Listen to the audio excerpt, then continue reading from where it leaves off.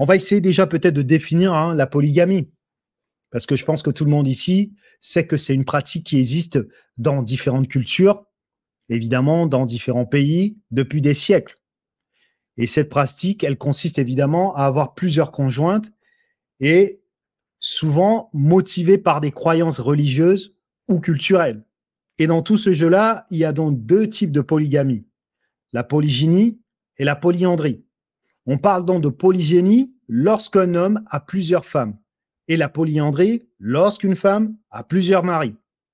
Et entre les deux, c'est la polygynie qui est le plus souvent évidemment pratiquée dans le monde. Et vous savez qu'aujourd'hui, la polygamie est illégale dans la majorité des pays parce qu'elle a des effets négatifs sur les individus. Le but du mariage est la continuité de sa lignée. Vous savez comme moi qu'il n'y avait pas d'avion à l'époque. Il n'y avait pas de train. Il n'y avait pas d'automobile. Il n'y avait pas de gratte-ciel. Il n'y avait pas toutes les infrastructures que nous avons aujourd'hui. Les gens, ils étaient généralement des nomades pour certains d'entre eux. D'autres étaient beaucoup plus des sédentaires. C'était des peuples agraires. Donc, il s'agissait là d'une situation très simple avec des vies très simples que les gens menaient à l'époque. Aujourd'hui, nous vivons dans un monde qui n'est pas si simple. Mais la vérité, c'est là le truc, c'est que la polygynie et la polyandrie sont des pratiques obsolètes dans notre monde d'aujourd'hui. Parce que je vais vous le démontrer en vous disant, par exemple, que votre femme ne dépend plus de vous vraiment aujourd'hui, comme elle le serait encore dans certains pays d'Afrique, en Asie, dans des pays arabes, ou dans la jungle ici sud-américaine, ou même dans certaines contrées ici en Amérique du Nord. Les temps ont changé. Aujourd'hui, la survie d'une femme n'est plus basée sur le fait de savoir qui parmi les hommes est plus fort. Vous avez aujourd'hui donc les développements techniques, la technologie, les nombreux conforts que l'homme a bâtis, par exemple, aujourd'hui, qui font que la survie en fait des femmes est désormais plus discutable. L'homme a fait des efforts et ces efforts sont évidemment considérables. Vous voyez, aujourd'hui, on a des téléphones. Je suis en train de vous parler là, par exemple. Tout ça, c'est parce que les hommes ont fait vraiment évoluer les choses. Donc, les conditions de vie de l'humanité, évidemment, l'humanité dans laquelle vous trouvez des femmes, se sont améliorées considérablement. Et en plus de cela, pour celles et ceux qui vivent en Occident, dans certains pays notamment comme la France, la Belgique, le Canada où je suis actuellement, les États-Unis qui sont mon voisin, vous savez comme moi que nous avons des systèmes sociaux en place qui remplacent littéralement l'homme. Vous avez aujourd'hui toute cette flambée de mamans solo et savent que l'État est là, par exemple, pour les seconder, pour les aider, pour leur verser une dîme, etc. Ça veut donc dire que les hommes qui tiennent à avoir de multiples femmes doivent absolument actualiser leur logiciel pour tenir compte de cette réalité. J'ai toujours dit que je ne milite que pour les hommes de haute valeur et les femmes de haute valeur. Une femme qui nage dans la promiscuité, pour moi, c'est pas une femme de haute valeur. C'est pas parce que vous avez pléthore de mecs qui vous courent après et que vous couchez à gauche, à droite, mesdames, que vous êtes une femme de haute valeur pour moi. Vous n'êtes pas une femme de haute valeur. D'autant plus que le sexe, c'est quelque chose de facile pour une femme. Ce qui est facile n'a pas de valeur. C'est pour cela que lorsque vous regardez un homme qui a des ressources, vous savez que cet homme-là a charbonné. Les hommes qui vous parlent encore aujourd'hui donc de la polygamie en 2024, ils pensent donc comme les hommes, des siècles antérieurs, du 2e siècle, je sais pas moi, du 10e siècle. Ces hommes-là, ils parlent à des femmes du 21e siècle. Ils ne sont pas en train de parler à des femmes de cette époque-là.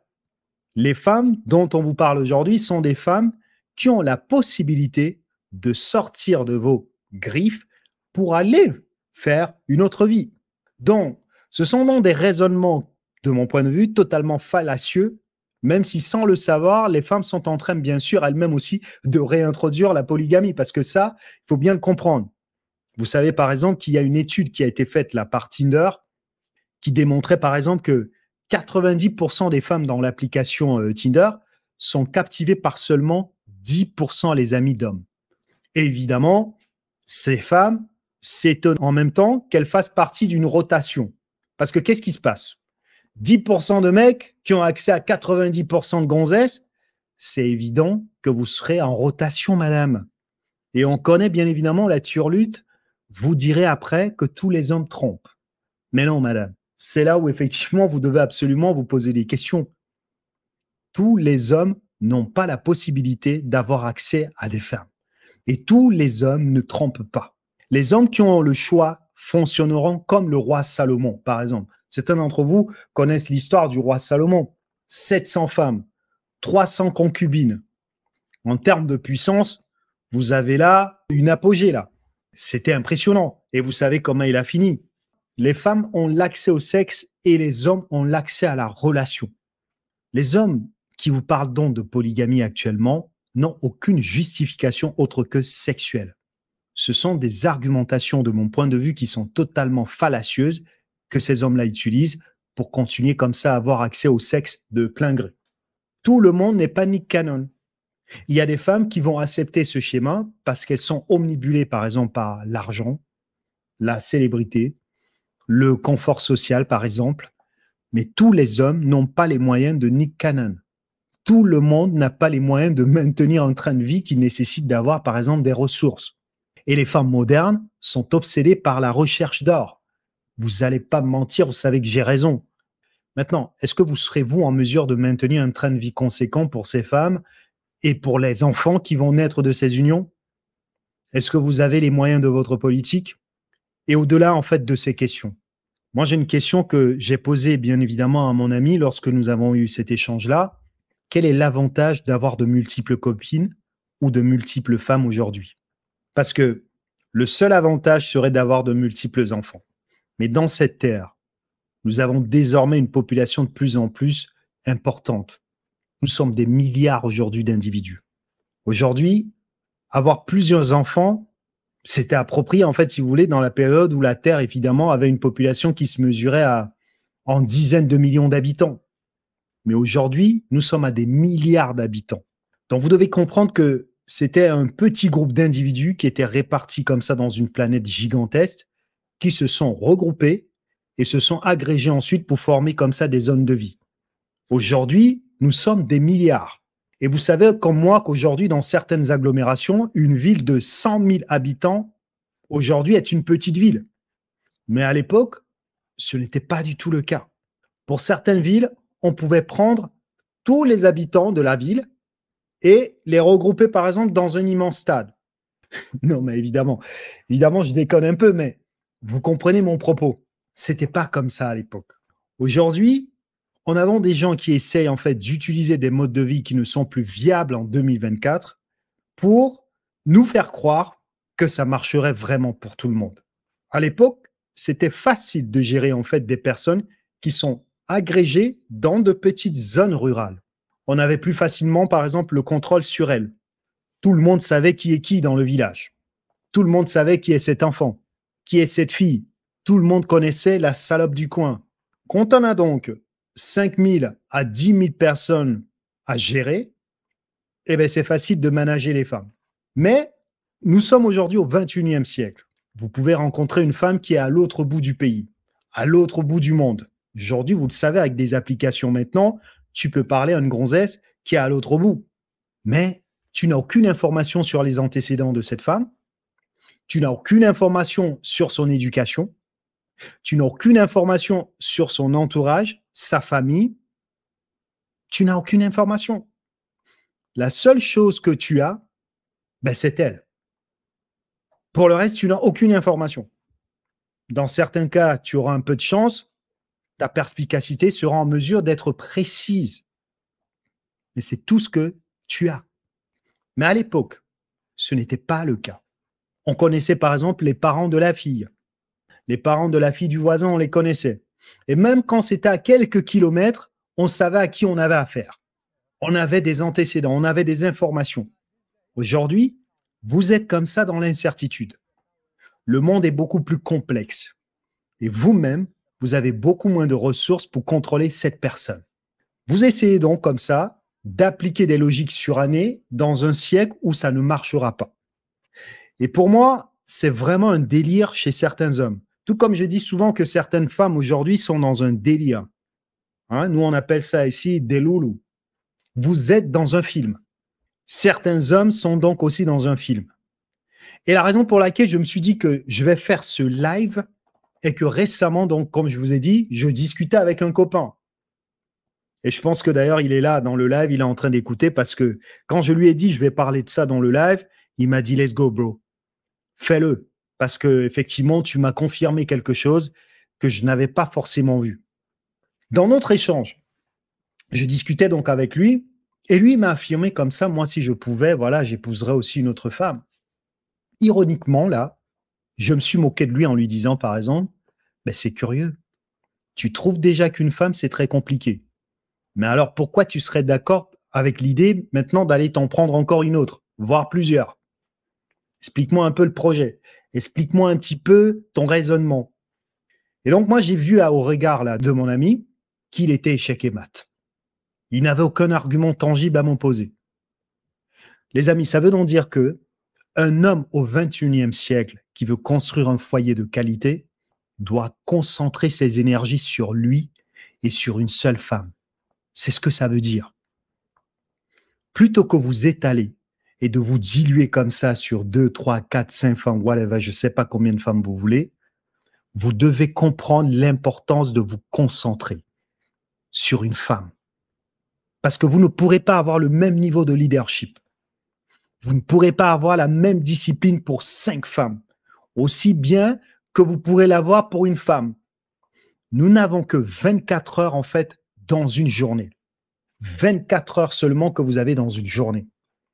Vous ne pouvez donc pas diluer votre attention dans tous les sens, dans différents domaines de la vie de ces femmes et être efficace dans votre mission. Quelle est votre mission? Et encore, j'ai pas encore parlé des enfants. Parce que les enfants arrivent aussi dans ce schéma par la suite. Mais qu'en est-il de votre mission? Pour moi, je pense que nous sommes à une époque. Il faut absolument concentrer le maximum d'efforts maintenant sur les hommes. Vous savez que nous sommes maintenant dans une drôle d'époque où il s'agit pour beaucoup de femmes en fait de s'en prendre aux hommes. Et moi, je trouve que c'est désastreux pour les femmes. Vous saviez, Javier Bardem. Javier Bardem, c'est le gars qui a joué dans le film No Country for Old Men. Son personnage, c'était Anton Chigurh. Il a cette phrase qu'il a dit dans ce film-là que je pense que vraiment, ça serait intéressant pour beaucoup d'entre vous de la garder tout le long, de se lève vraiment en tête. Il avait dit comme ça, ne faites pas appel à un tas de gens, trouvez le bon outil. Trouvez donc, les amis, la bonne femme. Trouvez-la comme par exemple Malcolm X a fait, comme Luther King. Bon, Luther King, au passage, avait une femme, mais il avait une réputation d'être un coureur de jupons. Pour ceux qui ne savent pas, si vous ne connaissez pas l'histoire de Martin Luther King, allez vous renseigner. Mais là, je suis en train de vous donner une info. Mais Luther King avait quand même sa femme. Ce que je suis en train de vous dire, je ne suis pas en train de vous dire évidemment d'aller tromper vos femmes, mais vous êtes en train de comprendre ce que je suis en train de vous dire. C'est qu'il faut trouver quelqu'un sur qui vous allez concentrer en fait votre énergie, les amis. Trouvez cette personne sur qui vous allez concentrer cette énergie, votre attention, vos ressources, votre regard et bâtir comme ça votre patrimoine. Et quand je parle de patrimoine, je ne parle pas que d'argent, votre patrimoine génétique. Parce que, évidemment, il faut trouver une femme qui comprend votre mission. Parce que tu as une mission de vie, toi, quand tu es un homme. Si tu n'as pas de travail, si tu n'as pas de ressources, peu de femmes vont s'intéresser à toi. Donc, tu es en mission, mon gars. Tu dois le comprendre. Si tu trouves une femme qui comprend ta mission de vie et qui t'aide et qui t'accompagne, bien évidemment, pour réussir ton plan, eh bien, mon gars, tu es un homme béni. Mais si tu as plusieurs femmes, ça ne va pas être pratique pour toi. Vous devez comprendre que c'est la même chose dans le business. On ne diversifie pas ses centres d'intérêt. Ne diversifie jamais tes centres d'intérêt. Je parle de centres d'intérêt. On ne divise pas son attention quand on fait du business. Son attention doit rester focus. On investit son temps sur ce qui va nous permettre d'atteindre notre objectif. On se concentre d'abord sur un investissement qui est unique. D'accord? Et lorsque cet investissement devient solide ou mature, alors on commence à le dupliquer. Et ça correspond à avoir par exemple une femme et des enfants. Tu as une femme, vous avez dupliqué, vous avez eu des enfants. Et tu te concentres sur ça parce que tu es en train de construire un patrimoine. C'est la même chose quand tu fais du business. Tu dois te concentrer sur une chose qui va te décaler tout le reste. On ne se dit pas qu'on va vendre des sandwichs, par exemple, ou dans le même temps, on va vendre des pneus ou ouvrir une auto-école. Tu vas pas te dire, je vends des sandwichs, je vends des pneus, je fais aussi une auto-école. C'est pas possible. Parce que là, on va te prendre pour un fou. On va te prendre pour une personne instable. Et la vérité, c'est que tu ne seras jamais un expert dans un domaine. Tu seras dans tous les sens, en train comme ça de traiter de choses disparates. Mais tu ne seras jamais concentré sur vraiment ta mission. Donc, ce que je suis en train de te dire, c'est que rencontre une femme qui est toutes les autres femmes. Une femme qui est féminine, une femme qui est intelligente, une femme, je sais pas, qui est compétente, une femme qui est en phase avec toi. Et garde ce canal plutôt que t'éparpiller là, comme ça, dans tous les sens. Quand tu éparpilles ton attention, c'est dangereux. Tu ne peux pas éparpiller ton attention dans de multiples canaux. Reste focus. Et le problème maintenant avec ce comportement multidirectionnel que beaucoup d'hommes ont, c'est qu'ils ont en réalité une pensée unique. Ils veulent une femme qui a par exemple un beau cul et le reste est secondaire. Mais les amis, le sexe est une évidence pour nous tous. Le sexe, c'est pour tout le monde. Mais vous, vous avez bien un agenda. Quel est ton agenda? Que veux-tu atteindre dans ta vie? Pose-toi, par exemple, ce genre de questions et tu vas être capable de comprendre pourquoi c'est important de choisir la bonne femme. Pose-toi la question de savoir dans quelle mesure cette femme est compatible avec ton agenda. Parce que tu as une mission. Donc, ce que je suis en train de te dire doit t'amener à comprendre pourquoi tu dois absolument te désolidariser des comportements qui sont moyenâgeux, qui en réalité ne sont plus en cohérence avec la société dans laquelle nous sommes. La plupart des hommes d'aujourd'hui n'agissent plus comme ça. Ils n'agissent pas comme ça. Ils choisissent des femmes piètres et ils essaient simplement de maximiser leurs options sexuelles. C'est ce que vous faites en fait. Et moi je te le dis, maximiser tes options sexuelles, c'est bien pour un homme célibataire. Un homme qui est célibataire, banco. Il a le temps pour jouer. Il a le temps de faire pléthore de gonzesses à gauche à droite s'il veut. Mais ça, ce n'est pas bien pour un homme qui est prêt, par exemple, à passer à autre chose. Un homme qui veut établir son héritage génétique. Et ça, je le reproche aussi très souvent à beaucoup d'Africains. Vous ne savez pas sélectionner les femmes adéquates pour vous. Vous sélectionnez des femmes de manière frivole. Et vous vous retrouvez dans des couples dans lesquels vous êtes engagés dans beaucoup de chaos. Et vous commencez à geindre. Idem pour mesdames. Vous sélectionnez très très mal. Et donc, je le répète, les femmes ont l'accès, la clé pour la sexualité, l'homme a l'accès à la relation. Ça veut donc dire que toi, mon gars, tu dois absolument être méticuleux quand tu veux choisir la femme qui va donc venir s'incorporer dans ta mission de vie. Parce que quand on s'engage dans ce couloir, on doit sélectionner une femme. Et ça, c'est un reproche que je fais, je vous le dis, à beaucoup d'Africains et même globalement à beaucoup d'hommes. Vous ne savez pas choisir vos femmes. Vous êtes drivés comme ça par ce qui passe dans votre calbute. Certains d'entre vous sont même des personnes qui ont un certain âge. Donc, c'est déjà difficile de satisfaire une seule femme. C'est déjà compliqué. Tu penses donc que toi, tu vas aller satisfaire 5 femmes. Et je ne parle pas que sexuellement. Parce que tu sais aussi que c'est difficile de garder 5 femmes, tandis que c'est déjà difficile d'en garder une. C'est compliqué. Une femme en veut toujours plus. Et vous ne pourrez pas donner plus à 2, voire 5, 10, tout ce que vous voulez. Parce que si vous voulez faire comme le roi Salomon, vous ne pourrez pas le faire. Une femme va exiger d'être avec vous lorsqu'elle vous aime. Quand une femme t'aime, elle l'exigera d'être avec toi. Elle va l'exiger parce qu'être en votre présence, c'est ce qui la comble en fait. Ça la comble d'être avec toi. C'est ça qui lui donne en fait de la valeur. C'est d'ailleurs pour ça que les femmes recherchent l'attention comme ça dans les réseaux sociaux. C'est cette attention qui augmente la valeur d'une femme. Parce que ça lui donne en même temps un statut parmi toutes les autres personnes. Et donc, le simple fait d'être en votre présence est ce qu'elle va rechercher. Et donc, lorsque vous avez plusieurs femmes, il y aura toujours ce qu'on appelle des coups poignards comme ça, des unes ou des autres. Vous savez très bien que ça ne va pas marcher comme vous souhaitez. Vous avez des préférences. Et les femmes savent très bien que vous accordez des traitements préférentiels à l'une ou à l'autre. Elles ne vont pas rester là à suivre le programme. Elles voudront toujours vous reprogrammer parce que vous le savez déjà aussi. À chaque fois qu'une femme est avec un homme, elle essaye de reprogrammer son homme. Elle essaye de changer son homme. Et si la chance est avec vous, ben ces femmes vont peut-être vieillir avec vous, mais globalement, les gars, c'est intenable. Si tu as 5 femmes, mon gars, tu seras jamais concentré dans ta vie. Tu seras jamais concentré, je te le dis. Nikola Tesla, c'est littéralement, hein, il s'est coupé des femmes pour produire tout ce qu'il a légué aujourd'hui au patrimoine humain. Tu vois, tout, regarde, quand tu vois une Tesla, il y a même quelqu'un qui a donné le nom de Nikola Tesla à une voiture. Nikola Tesla, tout ce que tu vois, il y a des tas de choses que tu utilises dans ta vie grâce à Nikola Tesla. Cet homme-là, littéralement, est rentré dans la postérité. Et toi, tu penses que tu vas courir après les femmes et tu vas pouvoir réussir aussi en même temps. Ce sont les hommes qui ont les ressources, qui ont véritablement accès à cela. Les hommes pauvres, c'est très, très différent pour eux.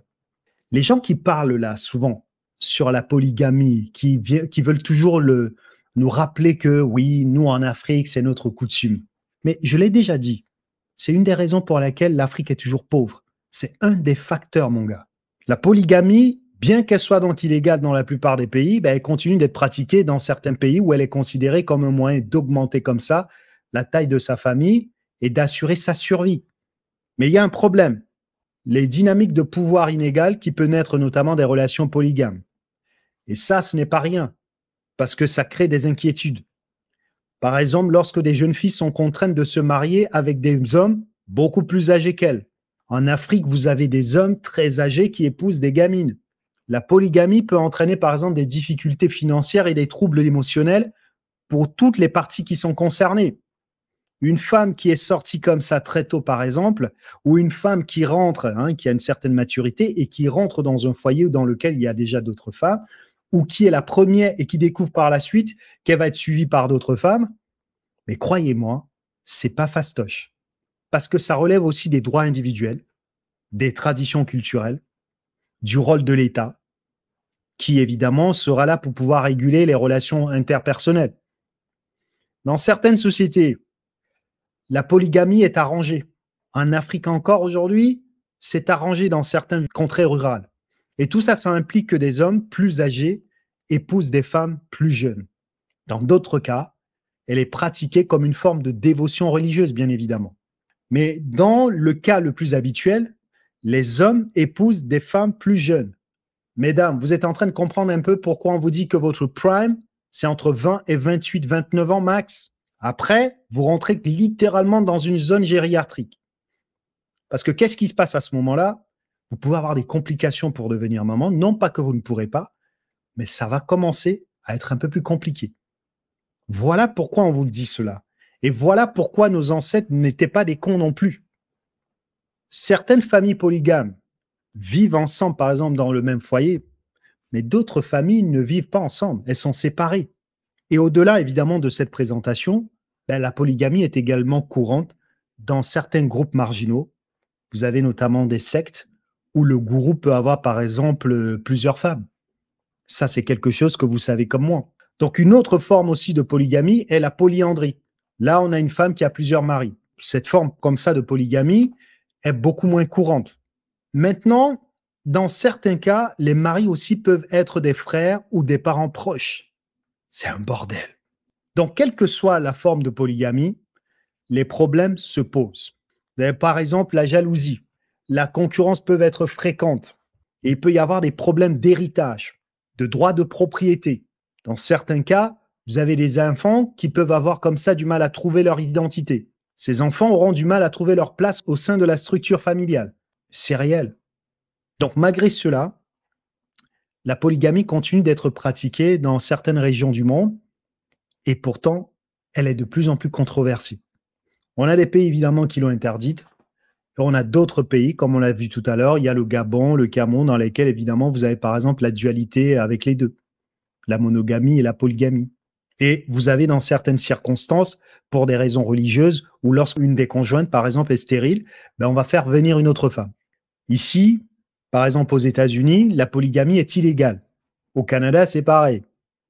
Et c'est illégal dans tous les États. Mais vous avez des groupes religieux qui la pratiquent encore. On a les Mormons, par exemple. Dans certaines cultures, la polygamie est associée à la richesse et au statut. On a des hommes, par exemple, qui l'utilisent pour montrer comme ça leur richesse et leur domination. C'est comme avoir, par exemple, aujourd'hui, pléthore de bagnoles. C'est ça, en fait. Et ça, ce sont des questions qu'il faut être capable de se poser. Est-ce que tu as les moyens de ta politique? Parce que la polygamie a des effets néfastes. Elle a des effets néfastes même sur ces hommes-là, sur des femmes et sur les progénitures. Les mariages là qui sont polygames peuvent être des moments très difficiles, émotionnellement, financièrement, et c'est éprouvant pour les femmes. En particulier quand vous avez des femmes qui sont en concurrence avec d'autres femmes pour l'attention et la fameuse affection de leur mari. Vous ne pouvez pas me dire que c'est quelque chose qui ne travaille pas ces femmes. Les enfants, par exemple, qui vivent dans des foyers polygames peuvent être victimes de négligence, de maltraitance, et c'est évident puisque la taille est importante ici.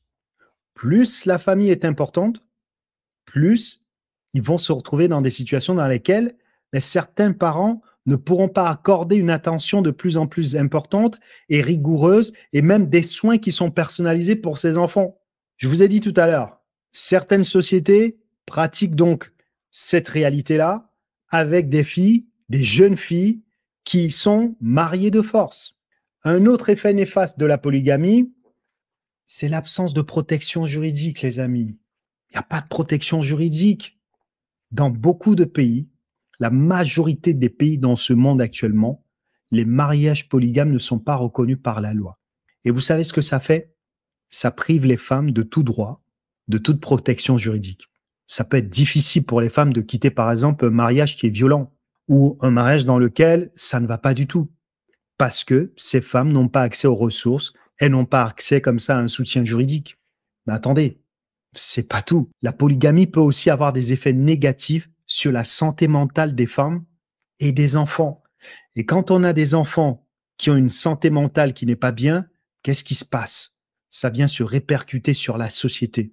Nous avons le stress, les tensions émotionnelles, évidemment qui sont liées dans le fait que nous sommes dans un foyer polygame qui peuvent conduire à la dépression, les anxiétés et des tas d'autres problèmes évidemment de santé mentale. Les enfants, qui là aussi peuvent également être confrontés à des sentiments de jalousie. Parce que ça aussi, les personnes que je connais évidemment qui ont grandi dans ce schéma-là, certaines d'entre elles ont de très très mauvaises relations avec leur demi-frère ou leur demi-sœur. C'est très compliqué. Donc il faut être capable de le dire aussi. Problème de jalousie, insécurité, négligence. Et tout cela peut avoir un impact sur le bien-être émotionnel et le développement même d'un enfant.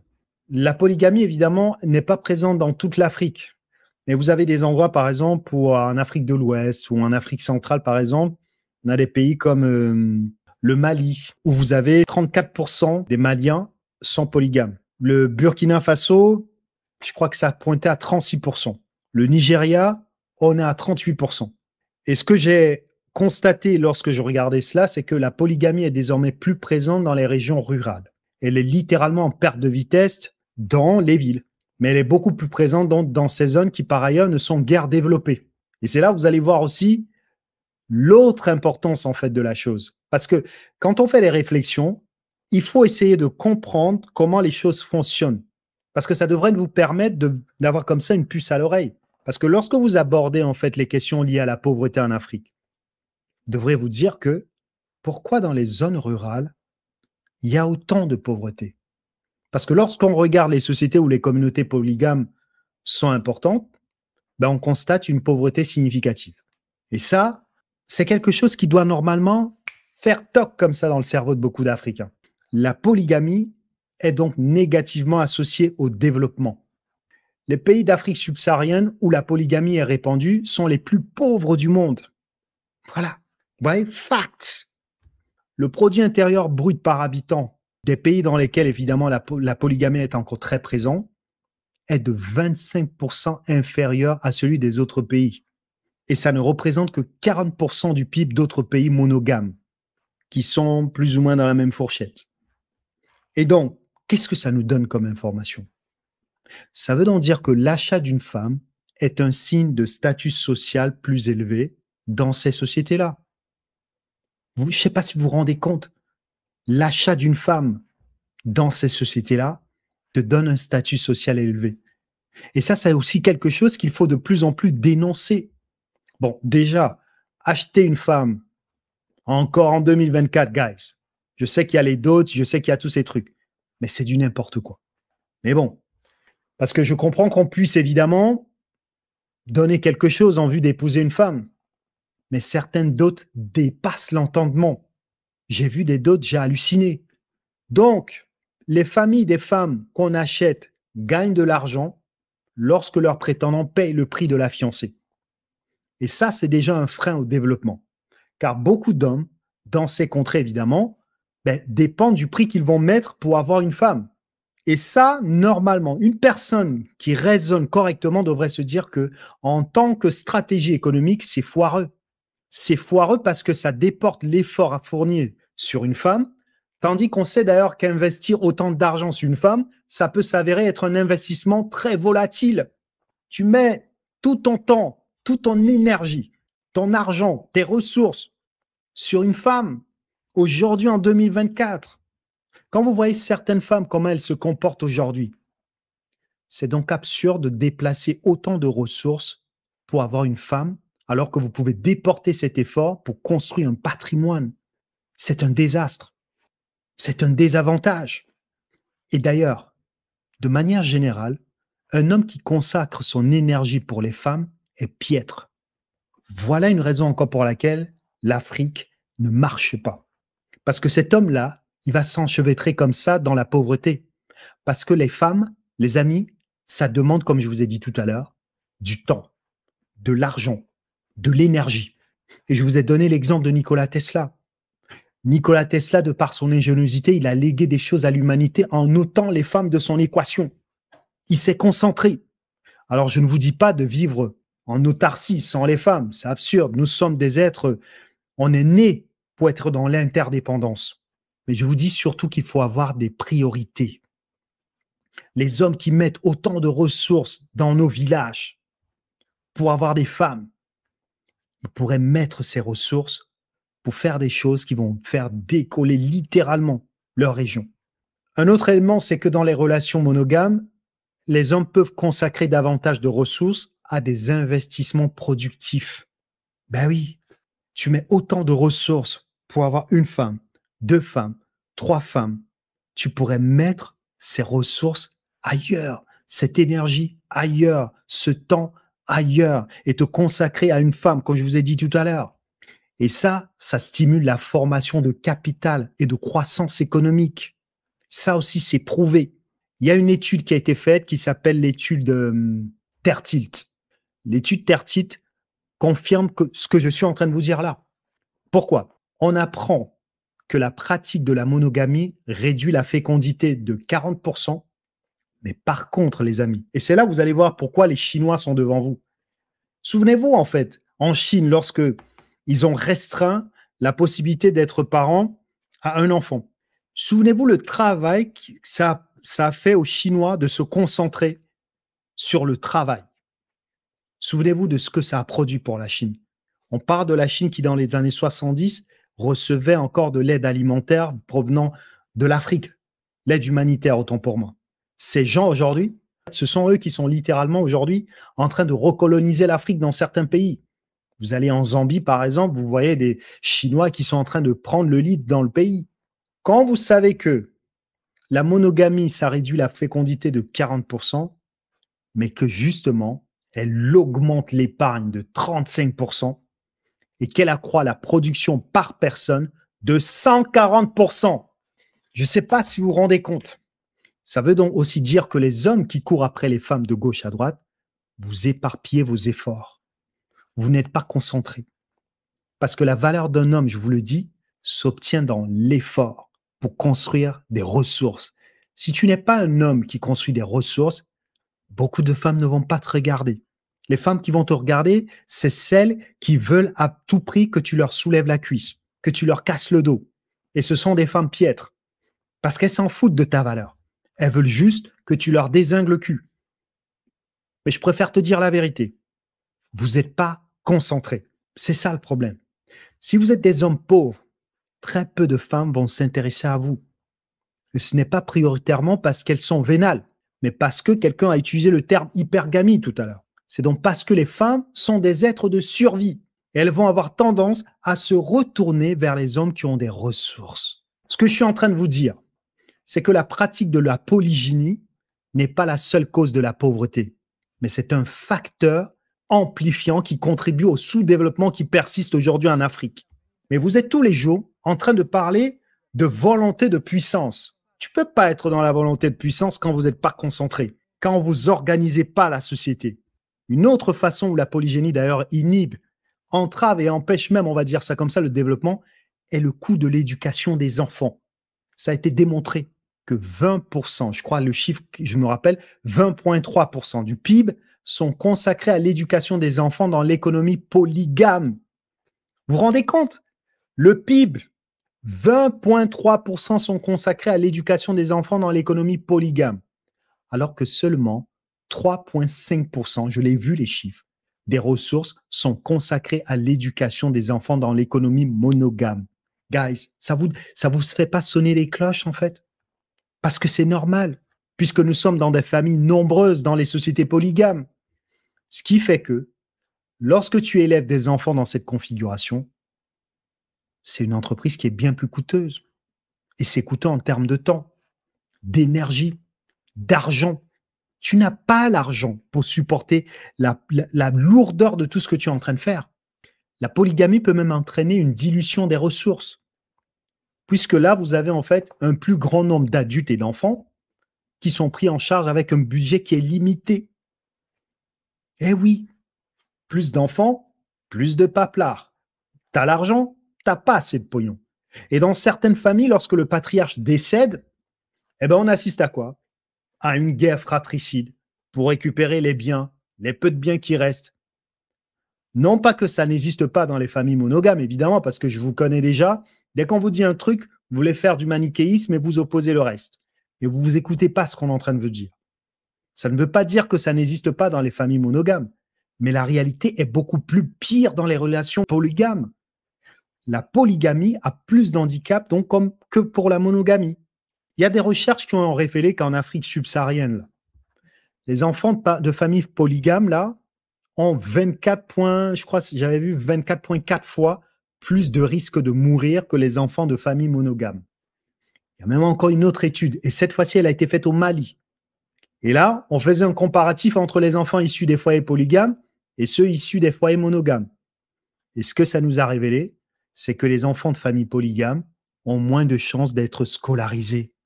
Je sais pas, ça fait pas sonner des cloches toujours? En Tanzanie, la polygamie est reconnue comme un facteur de risque de mauvais état nutritionnel pour les enfants. Et ceci, même lorsqu'on tient compte de la richesse du ménage. Et vous savez comment ça s'explique? Parce qu'il n'y a pas toujours une égalité de statut. Eh oui, l'homme peut avoir une préférence pour les enfants de l'une ou de l'autre femme. Et ça va être au détriment des autres. Et très souvent, vous le savez, les premières épouses jouissent d'un statut beaucoup plus élevé et leurs enfants ont accès à une meilleure alimentation. La polygamie a donc un impact parce que la santé est là aussi associée à la productivité.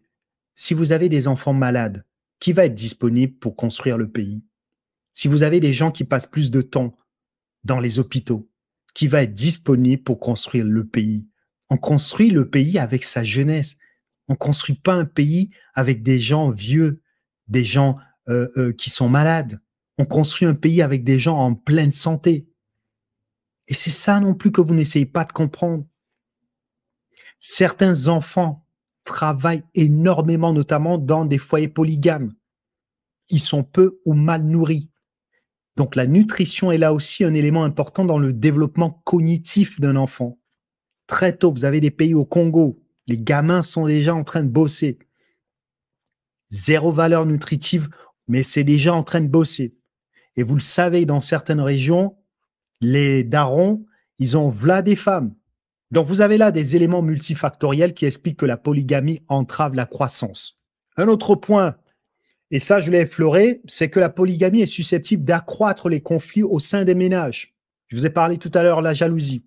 Les compétitions intempestives entre les membres en fait de la famille ne sont pas des lubies. C'est pas des trucs qu'on vous a sortis comme ça. Je vais même vous donner un exemple personnel. Moi, mon grand-père maternel avait 2 épouses. Et je peux vous dire qu'en observant évidemment leur comportement, je sais que ce sont des luttes intestines, des luttes de pouvoir, des fourberies comme ça qui jonchent leurs relations. Et ça, c'est lié au fait qu'un homme aura toujours une préférence pour l'une d'entre elles. Il ne pourra pas être là, avoir une préférence pour toutes ces femmes. Vous avez donc là une compétition qui est intense entre les protagonistes.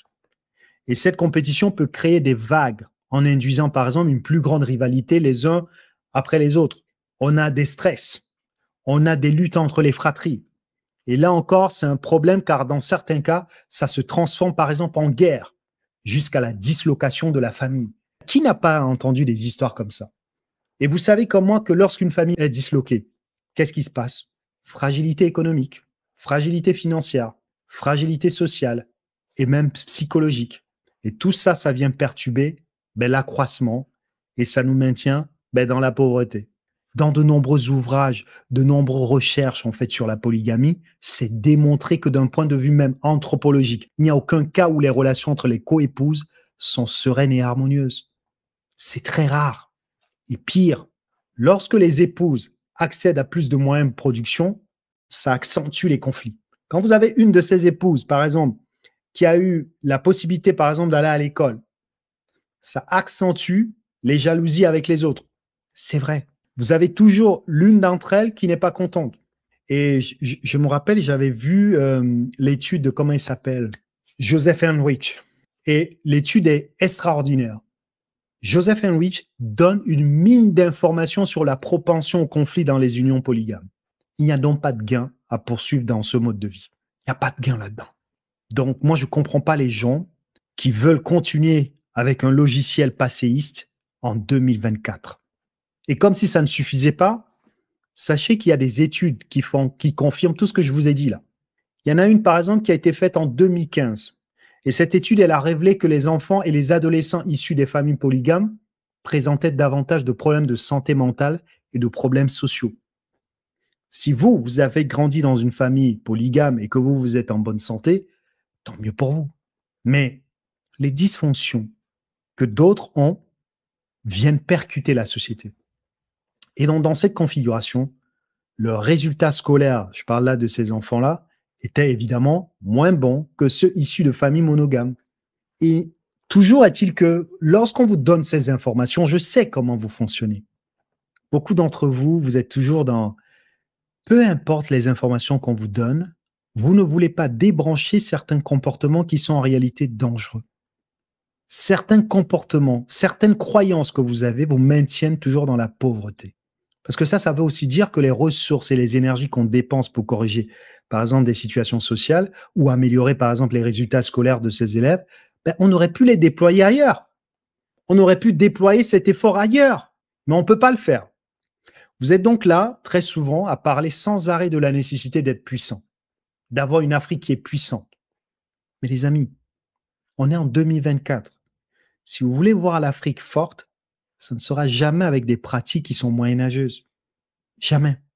C'est en appliquant une discipline sans faille qu'on y arrive. Une discipline sans faille. La polygamie, c'est donc un facteur qui amplifie la pauvreté en Afrique. Et il ne faut pas porter de gants pour le dire, parce que ça vient avec des dégâts. Vous avez des charges émotionnelles qui sont liées, par exemple, au fait que le fait de partager son conjoint avec d'autres femmes peut être profondément difficile pour certaines femmes. Ça entraîne des sentiments de jalousie, comme je vous ai dit, des insécurités, des dépressions. Les femmes, dans certaines situations, sont forcées aussi de contracter des mariages qui entraînent aussi des situations de captivité et de maltraitance. Ça existe. Donc, dans de nombreuses communautés polygames, les femmes sont censées être soumises à leur mari et n'ont guère absolument aucun mot à dire. Et là, je ne vous parle pas de la soumission que moi je trouve avantageuse, qui est celle d'être sous la mission de son mari. Je vous parle de la soumission d'être esclave, de n'avoir rien à dire sur la façon dont tu vas vivre. Et croyez-le ou pas, ça rend les liens affectifs difficiles avec un homme. C'est évident. La polygamie, ça entraîne aussi, par exemple, des instabilités financières pour les femmes et les enfants. Pourquoi? Parce que vous avez le mari qui peut avoir du mal à subvenir aux besoins de chacun. C'est aussi simple que ça. Donc, il y a des situations dans lesquelles il y aura un manque de ressources pour les besoins fondamentaux des enfants, des femmes, la nourriture, l'habillement, l'éducation. Ces femmes-là, ça demande aussi beaucoup de ressources pour pouvoir s'en occuper. Elles ont par exemple leur ragnagnan. Il faut pouvoir s'en occuper. Si elles sont malades, il faut pouvoir aussi avoir accès aux hôpitaux, pouvoir les prendre en charge. Et vous savez que dans la majorité des pays en Afrique, vous seuls prenez en charge tout. Vous n'avez pas des aides sociales. Vous n'êtes pas en Afrique du Sud, là. Mais vous êtes là, vous tenez un discours qui n'a pas de sens. Les femmes, les enfants peuvent être contraints, par exemple, de compter sur la bonne volonté de leur mari ou du père. Et ça entraîne aussi un déséquilibre des pouvoirs. Parce qu'une femme qui dépend de son homme, qu'est-ce qui peut se passer demain, par exemple, s'il y a une aggravation de la violence, des difficultés psychologiques, les femmes qui sont malmenées, qu'est-ce qui peut se passer? Ça a aussi des effets négatifs sur vos enfants. Regardez certains enfants qui grandissent dans un foyer polygame, c'est déroutant pour certains d'entre eux. C'est stressant pour certains d'entre eux. Parce qu'ils peuvent avoir des dynamiques dans leur famille qui n'arrivent pas à maîtriser. Les enfants peuvent être négligés, oubliés par leur père, qui de temps à autre va apparaître dans leur vie. Et il n'aura pas toujours toutes les ressources pour se consacrer à chacun de ses enfants. Donc ça conduit à des sentiments aussi là d'insécurité, de faible estime de soi. Et ça peut avoir des effets évidemment qui sont durables sur le temps, sur la santé mentale d'un enfant.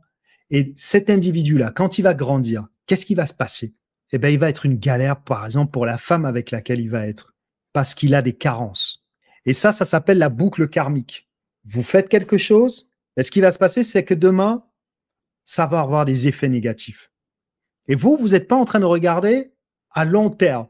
Vous êtes du court-termisme, là. Et ça, c'est quelque chose qu'il faut vraiment questionner. Vous avez des inégalités économiques, puisque les hommes riches, ils sont puissants, ils ont accès à de multiples partenaires, évidemment, tandis que les hommes ou les femmes qui sont plus pauvres ont moins d'options. La polygamie, ça peut aussi entraîner un isolement social et culturel. C'est des choses comme ça que je suis étonné, effaré de voir des gens en fait parler sans se dire, mais c'est bien beau de dire oui, la polygamie, ceci, c'est bien, mais qu'est-ce que ça apporte vraiment de positif dans la société? À part le fait que tu vas doubler le nombre de personnes en fait dans la société. Qu'est-ce que ça apporte dans la société? Et qu'en est-il, par exemple, des autres? Ça a un effet négatif. Sur les femmes, vous avez des risques d'abus, d'exploitation de certaines femmes. Celles qui ont été, par exemple, mariées de force très tôt. Il y a des histoires, vous en avez des histoires au Cameroun, au Congo, etc. Vous avez des histoires qui moi, me blessent. Les femmes qui sont pressées, qui sont contraintes là de se marier, elles peuvent pas le quitter. Donc tout ça, il faut être capable de se poser toutes ces questions. Mais nous sommes avec des gens aujourd'hui qui pensent que parce qu'il faut retourner donc sur une Afrique qui serait flamboyante, il faut accepter tout. Tout n'est pas accepté dans l'Afrique. Il y a des choses qu'il faut rejeter. L'excision, par exemple. Il faut rejeter ça. Tu n'as pas coupé le clitoris de ta fille. C'est la même chose avec la polygamie. Tu ne peux pas accepter des choses pareilles. Je me pose encore cette question. Est-ce que certains d'entre vous accepteraient que leur fille soit dans ce schéma-là? Certains d'entre vous, est-ce qu'ils vont l'accepter? Je suis persuadé que non. Je ne me suis pas arrêté non plus, j'aurais pu en parler. Les droits de l'homme. Parce que la polygamie forcée est une violation des droits de l'homme. Et ça ne devrait même pas être toléré. Et vous avez là des femmes qui sont contraintes, forcées de se marier contre leur volonté. Donc il faut démystifier tout ça. Il faut sortir de l'idée qu'en fait, ce serait magnifique la polygamie. Ce n'est ni magnifique pour les personnes, ni pour la société, comme je vous ai donné plein d'informations là. Donc, pour une société qui veut être fortiche, il faut absolument des hommes qui sont fixés sur leur enjeu. Un homme qui est fixé sur les fesses matin, midi et soir, moi je te le dis, avec ça là, l'Afrique va pas décoller.